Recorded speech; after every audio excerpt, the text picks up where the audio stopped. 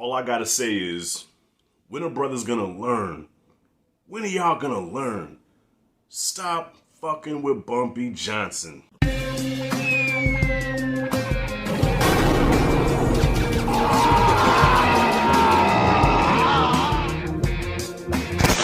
Alright, y'all. Godfather of Harlem, Season 2, Episode 8. This show, once again, fails to disappoint. Another dope one in the books, man. Once again, displaying Bumpy Johnson's gangsterness. But as awesome as this show is, this episode, it also kind of broke my heart a little bit. Because even though this is a show, it's fictional based on real events, but yet, this is some real shit that kind of hits home. And I'm talking about this crab in a barrel mentality that a lot of us black people have. You know, I pick on my boy. Yeah, he's not my boy, but I pick on Officer Tatum a lot, and a lot of those conservatives and whatnot, because it makes me sick how they speak against their own so much. You know what I'm saying? But they only want to bring up black on black problems whenever we talk about how somebody white did us wrong. You know what I'm saying? But the lack of black unity has always bothered me. And this shows that. So here it is. Bumpy is trying to organize the 10 Harlems. You know what I'm saying? Cut out the middleman, cut out the mafia, cut out the Italians. Let's have our own shit. Okay, so the obstacle is they have to come up with the money to pay for the shipment up front. You know, the French, there's a name for them, but the French people or whatever, they want their money up front to get the shipment of the heroin.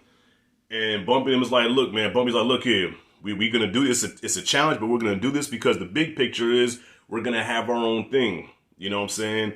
And the Method Man character, I believe his name was Sam, he looked like he was all for it. Everybody was all for it.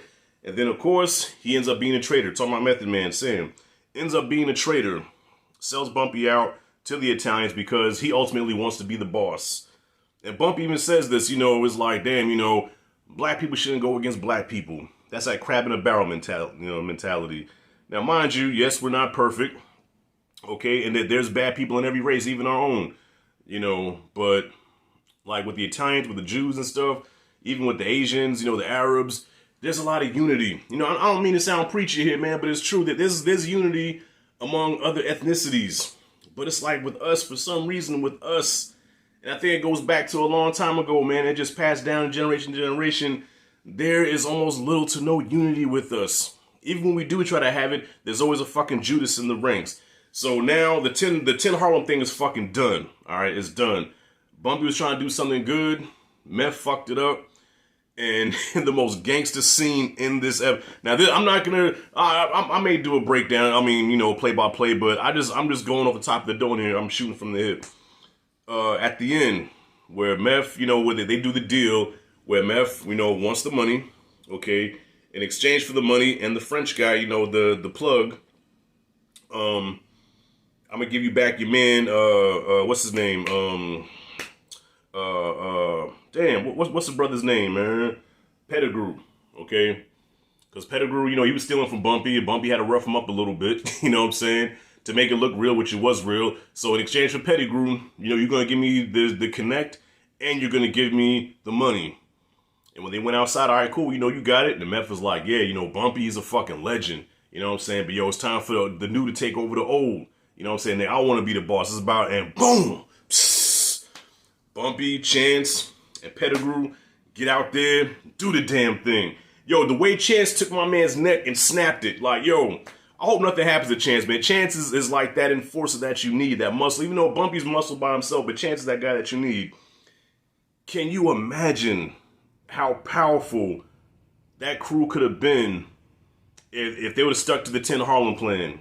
You know what I'm saying? Now, the Mafia, of course, you know, ultimately, you know, the Mafia came out on top. The Mafia ruled New York in the 70s and the 80s. You know what I'm saying? It ran for a long time. You know, they were the last one standing. But can you imagine if Bumpy had the same kind of loyalty, the same kind of organization that the Italian Mafia had?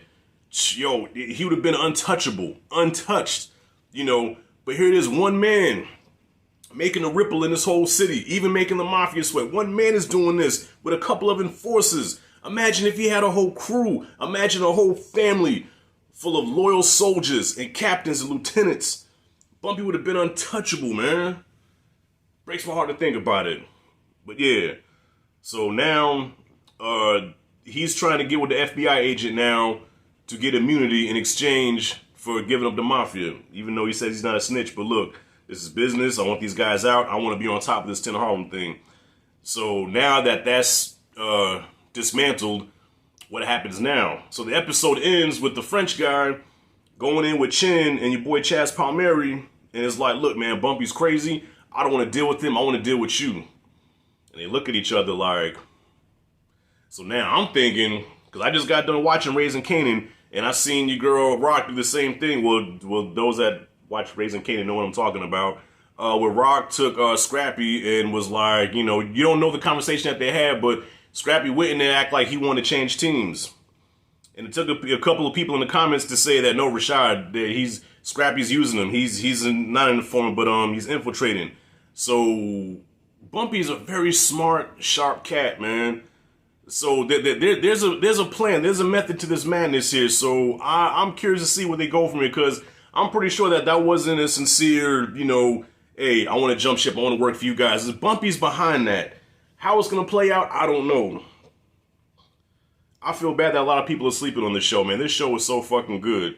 Stop. Just watch this. This is as gangster as it gets, man. Godfather Harlem right now, man. Like, I'm loving Raising Kanan, but I'm 2 seasons deep with Godfather Harlem, and this is my fucking show. And I gotta address this to my crab in a barrel shit. This whole thing with Malcolm X. Now, we all know what happened to Malcolm ultimately, but it's just sad how, you know, the Muslims back then pride themselves on, how long have I been going here? All right, pride themselves on, you know, black pride and, you know, protecting the black man, protecting the black woman and all that stuff. But here it is, your boy, the real dark-skinned one, is so hell-bent on killing Malcolm. He wants to kill him so bad. You want to kill your own brother. Like, even if you think he did something wrong, that's your answer, is to kill him? I mean, we have, you know, family squabbles happen all the time. You know, you have relatives that you can't stand and shit. I have relatives that I don't like, but I don't want to kill them. You know, so the fact that they're making Malcolm's life a living hell, you know, like this captain guy that came in had to literally stop his brother from killing him because Elijah Muhammad wants Malcolm to suffer with his consequences and the actions behind his words, you know.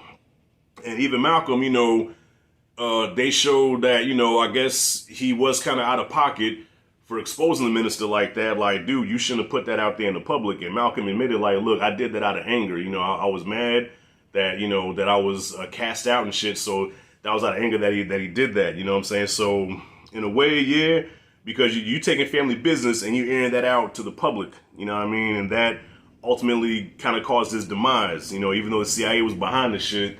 But still, man, I'm like, damn. You know, so I guess the theme of this episode is the lack of black unity and how you know, the dream is to have a strong black faction, but it usually goes up in smoke, man. 9 times out of 10, it goes up in smoke.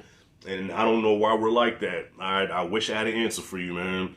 But anyways, this was a dope-ass episode. And I don't know how many, I think it's 10 episodes, so I think it's probably 2 episodes left. You know, so yeah, I'm excited to see where this goes. Have you guys seen it?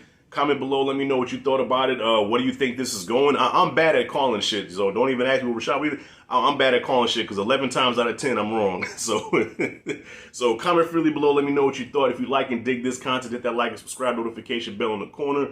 This is Rashad G signing out. See you in the next video.